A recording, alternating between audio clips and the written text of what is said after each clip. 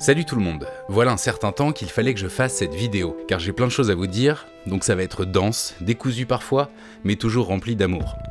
La première chose, c'est un énorme merci, taillé dans le marbre le plus rare et serti de pierres précieuses. Merci à tout le monde pour les soutiens, merci pour ces échanges toujours constructifs et bienveillants, pour vos partages enthousiastes et vos retours. C'est complètement génial d'être soutenu de la sorte, et malgré mon âge avancé, sachez que ma réserve de gratitude et d'émerveillement devant tout ça est intacte. Il y a aussi des personnes qui m'ont fait découvrir le mot communauté de la plus cool des façons. Ce que je trouve dingue, c'est que je ne connais pas vos têtes pour la plupart, mais par contre, je vous connais un peu de l'intérieur, et c'est vraiment une chance de vous fréquenter tous. Je pense à Gilles Stella qui m'a conseillé et encouragé depuis le début, entre deux visionnages de Jurassic Park bien sûr, qui a filmé l'intro d'Hellraiser et a fait 4 musiques avec moi. Je pense aussi à Tori et Al Bundy, qui m'ont aidé à capturer et fouiller les moindres recoins de Yharnam, la cité maudite. Je pense à Morolian, qui m'a aidé à explorer les mythes du nouveau continent. Al Bundy m'a aussi fait l'amitié de revisiter les thèmes de Bloodborne et d'Hellraiser avec tout son talent, et il a enfin fait une chaîne où il poste ses morceaux. La chaîne se nomme Al 9000 et je vous invite chaleureusement à y jeter une oreille avertie et à vous abonner pour suivre son travail. Je voudrais aussi remercier Cooper qui spontanément a fait un morceau sur les rêves de mon chat, appelé Roswell's Dreams, et que vous avez pu entendre sur la vidéo relative au silence des étoiles. Je voudrais aussi remercier grandement The Archaic Muse qui a la gentillesse de mettre son bilinguisme au service des Mythologics et qui les traduit dans son anglais le plus shakespearien. Je voudrais enfin remercier tout particulièrement les personnes qui me soutiennent sur Tipeee. J'avoue ne toujours pas en revenir qu'on puisse me soutenir de la sorte et franchement, vous pouvez pas imaginer à quel point ça motive pour la suite. En parlant de suite, j'en profite pour parler ici de l'avenir de la chaîne et de l'importance qu'elle a pour moi. Je me suis lancé dans cette aventure un peu comme une dernière chance, et du coup vous rendez quelqu'un d'heureux. J'ai 37 ans et j'ai passé une bonne partie de ma vie à me chercher. Et au bout d'1 an et demi sur cette chaîne, j'ai vraiment trouvé la cohérence et le bonheur d'être à ma place, de faire quelque chose qui m'anime chaque seconde.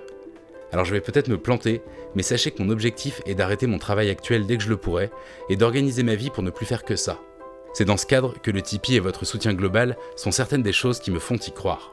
On verra bien ce qui se passe, mais je suis un optimiste chevronné et je vais donner toute mon âme dans la suite de l'aventure. Après cette introduction beaucoup trop longue, tournée vers la gratitude universelle, place à la FAQ, à savoir les Frequently Asked Questions. Certains d'entre vous ont eu la gentillesse de m'en poser quelques-unes sur Twitter, et d'autres sont revenus souvent en commentaire. Je vais essayer d'y répondre un maximum. Commençons par ce qui fâche, les erreurs.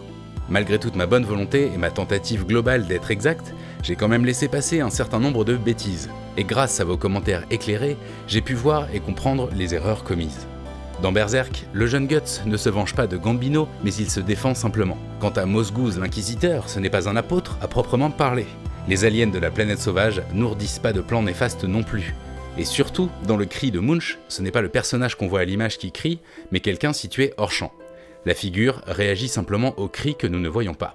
Et ça change quand même pas mal de choses. Comme vous l'avez très justement souligné, Curiosity est loin d'être la plus ancienne, ni la seule présence technologique humaine sur Mars. Enfin dans Bloodborne, les chasseurs ne tirent pas des balles d'argent, mais de vif argent, qui n'est autre que l'ancien nom du mercure.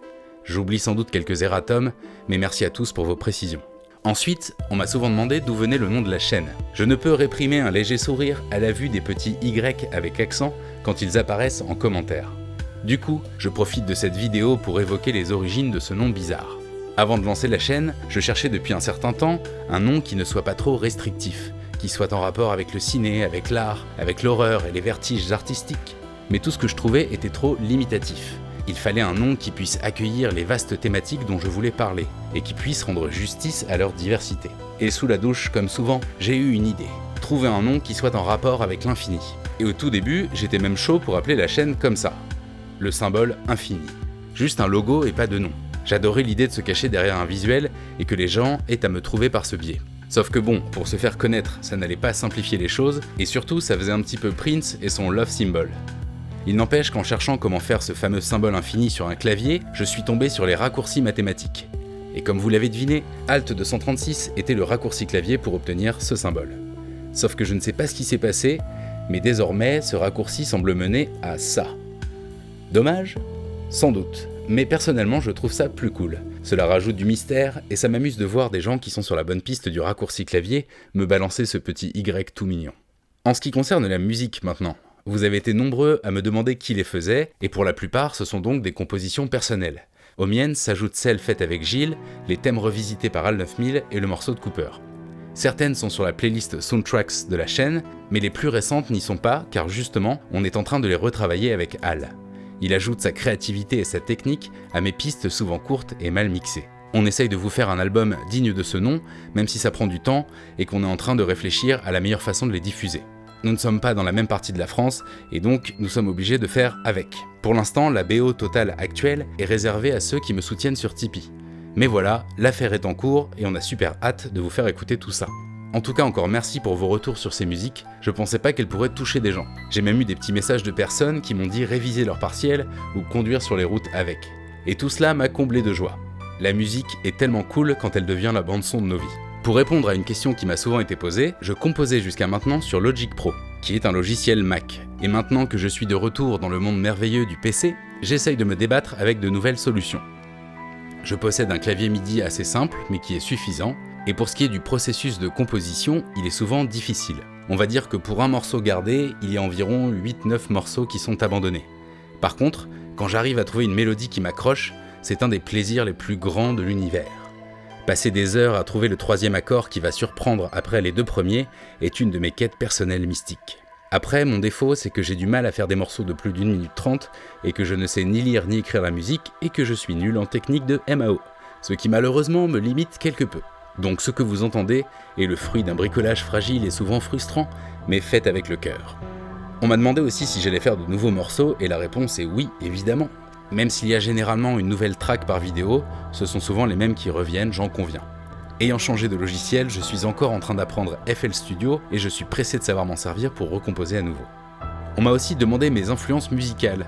Après une entrée dans la musique avec Nirvana, j'ai d'abord donné dans le grunge, puis le rock et le néo-emo metal. Nobody's perfect. J'ai ensuite glissé vers Radiohead, qui avec Kid A et surtout Amnesiac m'a fait découvrir Aphex Twin et par extension l'Electronica. Tout cela m'a finalement mené vers des OST de films et de jeux vidéo qui constituent aujourd'hui les musiques que j'écoute le plus. Voici par exemple les 10 OST qui tournent le plus en ce moment. J'ai écouté tout un tas d'autres choses, mais ce sont des styles que j'ai le plus explorés et qui m'ont de fait influencé. Autre sujet, j'ai aussi eu quelques remarques sur le manque de références quant aux images que je montrais dans les vidéos. Vous avez complètement raison et je vais tout faire pour améliorer ce point. C'est sous une contrainte de temps que j'ai fait le choix de ne pas le faire. Ça peut paraître un peu facile, mais je passe tout mon temps libre sur ces vidéos. Avec un boulot à plein temps et 2 heures de transport par jour, je suis loin de pouvoir me consacrer aux vidéos autant que je le voudrais. Sachant qu'il y a environ entre 300 et 500 images par vidéo, trouver, nommer et mettre en forme une telle masse d'informations retarderait encore plus mes sorties de vidéos, qui sont déjà selon moi trop espacées.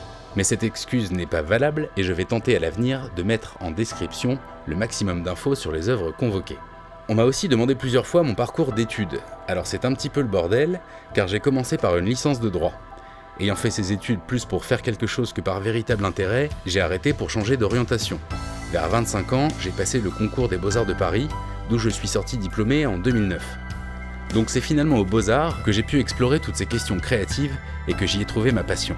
Le fait de pouvoir créer ses propres travaux est sans doute un bon point de vue pour parler d'art. Je suis donc rentré avec un travail de peinture et j'en suis sorti avec un diplôme centré sur la vidéo. C'est là que j'ai rencontré Raphaël Cherkassky et que nous avons présenté Sorgoy Prakov pour le diplôme de fin d'études. Enfin, la dernière partie de ma formation est venue grâce à Internet et à l'accès gratuit, illégal et direct vers tout ce que le monde avait de fou à proposer. Ça ne se dit sans doute pas, mais je suis un enfant du téléchargement. Cela m'a permis de découvrir des raretés, des films ou des docus non traduits ou non parus en France, des films fous des 70s, des pépites perdues, des films obscurs et inquiétants, et le tout alors que je n'avais pas les moyens de m'offrir toutes ces œuvres. Devant cette mine d'or culturelle, je me suis très vite passionné pour les références cachées, les clins d'œil entre œuvres, les images folles et surréalistes.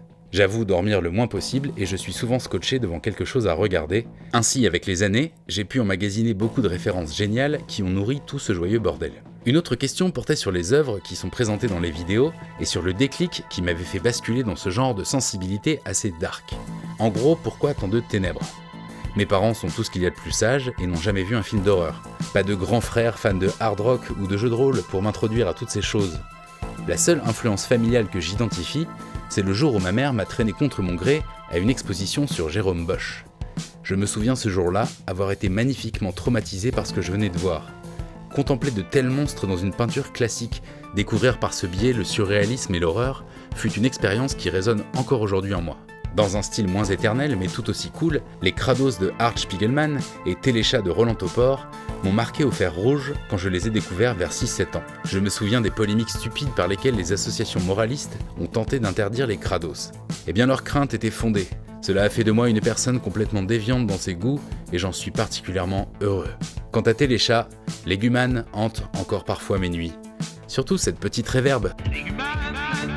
En grandissant, je fantasme sur les jaquettes de Freddy Krueger dans les supermarchés, ça me fait tellement flipper que j'en fais des cauchemars. Mais un jour, le déclic. Je découvre Massacre à la tronçonneuse vers 15 ans et je me mets à dévorer les films d'horreur. Je découvre alors un univers incroyable, aux richesses symboliques insoupçonnées. Depuis, mon regard a toujours été attiré par ce qui est différent, ce qui dérange, ce qui met à mal notre confort visuel, tout en nous plongeant dans un état que je recherche plus que tout, la fascination. J'adore quand une œuvre me retourne, quand une noirceur romantique et vénéneuse se dégage d'un travail. Pour moi, ce ne sont pas spécialement des trucs glauques, mais au contraire des œuvres fortes. En plus, dans la vie, je pense être quelqu'un d'assez joyeux et pas du tout dark ni malfaisant. Pour résumer, même quand je fais des messes noires, ça reste total kawaii. Plus sérieusement, ces œuvres réveillent ma sensibilité et ma rétine, me donnent envie de creuser sur les raisons de tels choix artistiques, d'investir la psyché de ces créateurs et me permettent surtout de faire face à des problématiques difficiles par le biais d'œuvres qui au fond nous veulent du bien. Bien plus que les ténèbres, c'est l'étrange, le bizarre et le surréalisme qui m'attirent. Et en matière artistique, je suis très ouvert tant que c'est fait avec passion et avec folie. Une des dernières choses qui m'a poussé vers ce domaine, c'est que je me suis toujours senti un peu paralysé devant la culture dite classique. Elle peut parfois sembler figée, verticale, écrasante. Et surtout, tant de choses ont déjà été dites dessus. Dans ces films de genre, dans ces obscurs comics, dans ces peintures étranges, j'ai trouvé une richesse infinie, accessible aux sensations et surtout souvent méprisée ou balayée pour de mauvaises raisons. Du coup, ce sont des univers dans lesquels quelqu'un qui aime ce que j'aime peut encore faire un voyage assez personnel, y dénicher ses propres trésors. L'envie de défendre ces œuvres méconnues est d'autant plus forte puisqu'elles vous paraissent par trop confidentielles. C'est aussi la raison pour laquelle je mets tant de tableaux classiques, même pour parler de manga par exemple, afin de montrer que la culture ne se divise pas comme on essaye trop souvent de le faire. J'ai autant d'admiration pour Bosch ou Magritte que pour Miura ou Miyazaki. Ce sont des créateurs de même talent qui nous parlent de choses très communes via des médiums et des époques différentes. Non, ce n'était pas mieux avant. La richesse est la même pour qui sait regarder. Bref, pour moi il n'y a pas de sous-culture, juste un académisme creux qui doit être combattu car il est inopérant et éloigne les gens de la culture. Avec de telles œuvres, il est plus facile de bousculer cet ordre établi et de réveiller des sentiments remuants chez le spectateur. C'est en tout cas ce qu'elle provoque chez moi. Autre sujet, on m'a demandé pourquoi les vidéos étaient uniquement en voix off, et pas entrecoupées de plans de moi où je parlerais face caméra. Plusieurs raisons à cela. Primo, j'ai beaucoup de mal à me regarder en vidéo. L'extension de ma calvitie doit rester un secret bien gardé, et surtout je veux que les gens soient bombardés d'images, et qu'il n'y ait que la voix et la musique pour les guider dans ce maelstrom. Si je montrais ma tête, je pense que cela ferait sortir du propos. Ce serait pourtant plus pratique parfois, ça permettrait de remplir certains passages et de gagner du temps, et aussi de créer un personnage. D'un autre côté, c'est aussi une question économique, il faut une équipe, un preneur de son, etc. Je bosse en solitaire la plupart du temps, et comme vous l'imaginez, se filmer tout seul, c'est compliqué. La question que vous m'avez le plus posée, et je le comprends, est la suivante. Y aura-t-il un épisode sur Lovecraft ? Alors oui, évidemment. Son apport mythologique horrifique au XXe siècle est tout simplement le plus important. Même si le personnage me pose parfois certains problèmes, son œuvre est incroyable et au final, cela fait déjà 3 vidéos où je parle de lui. Le seul souci est que son œuvre écrite est immense et que je suis loin d'avoir tout lu. La dernière chose enfin est qu'il y a une telle communauté d'admirateurs, et à juste titre, que j'ai vraiment peur de dire une bêtise ou de décevoir sur un sujet aussi attendu. Du coup, bien sûr qu'un jour j'espère faire une vidéo sur ces concepts et ces mythes, car c'est le boss du game, soyons clairs. J'attends surtout d'avoir plus de temps et de trouver le bon angle. Quant aux jeux Dark Souls, ils m'ont été beaucoup demandés également, et je ne désespère pas d'en parler un jour, même si beaucoup de concepts ont déjà été abordés avec Bloodborne. Je pense au final que ce sont des œuvres que j'aborderai si j'arrive un jour à me consacrer entièrement à la chaîne. En vrac, on m'a aussi demandé mon top 10 de films, et le voici, mais évidemment il peut changer. Quant à mes découvertes 2017, il y en a trop, mais en bande dessinée j'ai découvert récemment Marc-Antoine Mathieu, et je sens que son travail que je vais dévorer va me rendre fou. J'ai aussi découvert un jeu en alternate reality game qui s'appelle The Black Watchman et qui est en train de devenir mon jeu du cœur. Un ARG est un jeu d'enquête qui mélange jeux vidéo et jeux d'enquête et d'énigmes dans la réalité. Mon autre coup de cœur gaming de l'année est Stories Untold que j'ai trouvé incroyable. J'ai aussi adoré le design et l'humour monty-pythonesque de For Last Things, un point and click qui se passe dans les tableaux de Bosch et de Bruegel. Vous imaginez mon émotion. On m'a aussi demandé des conseils de lecture, comics ou manga, mais ce que je peux faire pour l'instant, c'est vous inviter à aller voir ma wishlist dans le domaine de tout ce que je compte lire prochainement. C'est souvent assez dark, donc je préviens. On m'a aussi demandé de parler du processus d'écriture des vidéos. Pour faire une vidéo Stendhal Syndrome, je dois d'abord trouver l'angle qui m'attire. C'est assez compliqué car il faut trouver une thématique riche en images et surtout sur laquelle je sens que je peux avoir des choses à dire. C'est pour ça que finalement je me retrouve souvent sur des sujets transversaux qui ont été traités sur plusieurs médiums ou qui traversent l'histoire culturelle. Une fois l'univers et la thématique choisis, je commence par la collecte d'images liées à cette même thématique. Je vais d'abord chercher celles que je connais et je croise ensuite des listes existantes, recherchant via Google un maximum d'occurrences relatives au thème traité. Une fois que j'ai toutes les sources brutes devant moi, je commence à écrire les idées qui me sautent aux yeux. Le fait d'avoir tout à plat devant soi fait ressortir des choses qu'on ne verrait pas forcément en regardant une seule de ses œuvres. Ensuite, je tente de mettre en forme toutes ces phrases éparses en essayant de voir ce qui se répond ou ce qui marche ensemble. Puis, j'essaye d'ordonner tout ça dans un sens qui permette de servir l'angle qui est apparu à l'étude des images. Une fois le texte écrit, il faut trouver les illustrations qui vont permettre d'illustrer chaque idée, dont certaines sont assez abstraites et qui n'ont pas une image directe qui permettrait de les illustrer. C'est une des parties les plus longues, mais aussi une des plus géniales. C'est là que je découvre un max de trucs, je tombe sur des artistes que je ne connaissais pas, des images dont je ne soupçonnais pas l'existence, sur des joyaux filmiques inconnus. Comme le but des vidéos est surtout de montrer des images folles, je mets un point d'honneur à traquer celles dans la meilleure qualité. Je vais donc dans Google Images, je clique sur Outils, Taille, Grande, et ensuite, la quête du mot-clé parfait commence. Cela suppose souvent d'aller chercher le mot en anglais, car les résultats sont bien plus nombreux. Ensuite, j'enregistre la voix off, grâce à un setup dit de l'armoire normande. Je passe ensuite cette voix off brute dans Audacity, qui me permet de découper tous les petits sons et les phrases ratées. Je place ce rendu de voix finale dans le logiciel de montage, et ensuite je teste toutes les musiques pour voir quelle ambiance colle le mieux avec ce qui est raconté. Enfin, je fais le montage image par-dessus le son déjà calé. Pour les Mythologics, c'est le même procédé, hormis l'étude des œuvres en elles-mêmes. Là, ça suppose de regarder toutes les sources avec un outil de capture d'écran et un cahier pour noter tout ce qui me vient en tête lors du visionnage ou de la lecture. La mise en forme est plus compliquée car on est dépendant d'une œuvre qu'il ne faut pas trahir. C'est passionnant mais très effrayant parfois aussi. Quelqu'un m'a demandé si j'avais parfois le syndrome de la page blanche. C'est étrange car c'est plutôt le syndrome inverse, le syndrome de la page noire. Souvent, je relis mon document de recherche et j'ai une espèce de vertige qui fait que je ne sais absolument pas par quel bout prendre cette masse d'informations qui part dans tous les sens. Mais avec un peu de patience et de recul, on finit par s'en sortir. Il faut aussi faire des choix. Il y a parfois des découvertes intéressantes, mais on ne trouve pas toujours d'endroit dans le texte pour en parler de façon cohérente. Ces deux formats vont continuer, bien sûr, mais sachez aussi que de nouvelles choses se préparent. Il y a une espèce de projet monstre qui sera de l'ordre de la fiction, pour lequel nous sommes en train d'écrire avec un ami. Fabriquer une mythologie et un univers, vous imaginez bien que c'est quelque chose qui me travaille. Ça risque d'être très bizarre, mais j'espère très cool, et ça va permettre de raconter une histoire, de mettre enfin en place un univers qui me soit propre. Ce sera en plus un projet qui cachera des petits secrets en son sein. Je n'ai pas encore de date bien sûr, mais guettez la sortie de ce pilote. Selon sa réception et l'envergure du projet, on verra comment le financer. Pour l'instant, le nom de travail est Midian. Je n'en dis pas plus. Enfin, j'ai très envie de faire un truc un peu étrange, faire des vidéos pour s'endormir.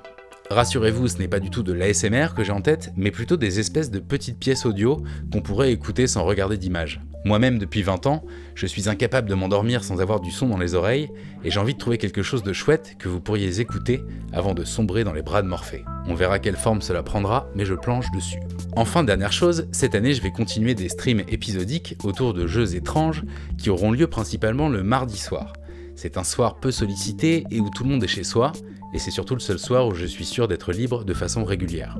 Et je compte bien utiliser Twitch pour faire autre chose que du jeu, mais aussi par exemple des podcasts culturels avec des gens cool. Je pense notamment à Dollywood, à la team de Cheap Thrills, Le Coin du Bis ou Daikel de Grey, qui sont des gens dont j'adore le taf et la passion. Allez voir ce qu'ils font, diantre, si ce n'est pas déjà fait. Enfin, j'ai été hyper touché par vos cadeaux artistiques. Je pense à Mommy-moi et son Escher en 8 bits, à Buzzy Elephant qui a fait cette image de ouf en écoutant les musiques, et à Katia, alias Purple Sakura, qui m'a fait l'honneur de créer et de m'offrir cette image totalement magnifique. Il y a même un B-Elite et une boîte de Le Marchand, comment voulez-vous que je résiste ? Je remercie aussi tous mes amis et tous les gens que j'oublie qui m'ont aidé de près ou de loin à réaliser tout ça. Ici une relecture, là le lien vers telle ou telle référence. Il y a aussi des gens que vous connaissez sans doute comme moi, par le biais de leur travail de vidéaste, et je voulais les remercier ici de tout mon cœur. Un grand merci d'abord à Vled Tapas, co-responsable de la tronche en biais et père du 7 barré. Il a eu la gentillesse de regarder mes vidéos au tout début et de me faire remarquer que 2 d'entre elles disaient pas mal de bêtises. Du coup, grâce à lui, je suis beaucoup plus fier de celles qui sont sorties après. Et ce n'est pas toujours facile de dire aux gens quand ce qu'ils font pourrait être mieux, et de parvenir à le dire sans les blesser. Et la deuxième personne qu'il me faut absolument remercier, c'est Axolot. Il a eu la gentillesse de s'enquérir sur Twitter de chaînes peu connues et m'a fait le grand honneur d'encourager les gens qui le suivent à rejoindre ma chaîne. Merci pour ta confiance et ta gentillesse, Patrick, pour ta curiosité et ton envie de faire découvrir des choses quand elles te plaisent. Je n'oublie pas non plus le Fossoyeur de film pour ses partages et ses encouragements. Atomium qui a fait une vidéo super pour parler de la chaîne parmi d'autres créateurs que j'estime. Un énorme merci à Loki Jackal pour son soutien, à Seb du Grenier et à tous ceux qui ont eu la gentillesse de parler d'Alt 236. Des bisous en ASMR à Albi pour son lobbying actif visant à me faire faire un Mythologix sur Yves Lecoq. Je voulais aussi remercier le Nesblog qui m'a fait confiance, communauté dont je dévore le contenu depuis des années. Je vous laisse imaginer comme j'étais fier de pouvoir rejoindre une telle entité cosmique. Je voudrais pour finir remercier la personne qui partage ma vie depuis plusieurs années, qui me suit depuis si longtemps dans mes galères et mes tentatives de trouver ma voie. Elle a toujours été là, et elle me laisse beaucoup de notre temps commun pour que je puisse faire tout ça. Elle m'a aussi soutenu moralement, financièrement, sans jamais me faire douter de ce que j'avais à offrir. Bref, sans elle, je ne me serais sans doute pas lancé dans cette aventure.